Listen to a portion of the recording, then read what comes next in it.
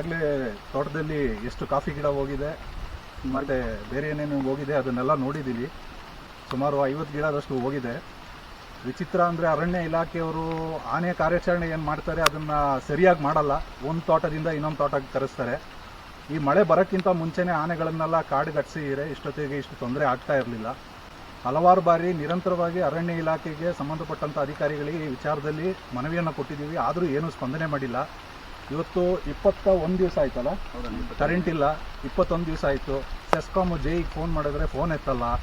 ಅಲ್ಲಿ ಸಿಬ್ಬಂದಿಯವ್ರನ್ನ ಕೇಳಿದ್ರೆ ಅವರು ಕೂಡ ಸೂಕ್ತವಾಗಿ ಪರಿಹಾರ ಏನು ಕೊಡ್ತಾ ಇಲ್ಲ.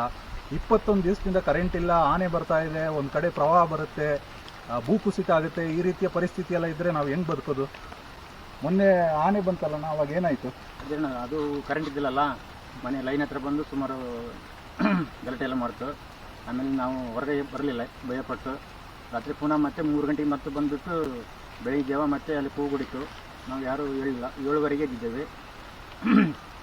ಈ ಥರ ಪರಿಸ್ಥಿತಿ ಮನೆಯಲ್ಲಿ ಮಕ್ಕಳು, ಹೆಣ್ಮಕ್ಳು ಅವ್ರಿಗೆಲ್ಲ ಎಷ್ಟು ಕಷ್ಟ ಆಗುತ್ತೆ ಅಂತ ಹೇಳೋದನ್ನು ಅರಣ್ಯ ಇಲಾಖೆಯವರು ಅರ್ಥ ಮಾಡ್ಕೋಬೇಕು.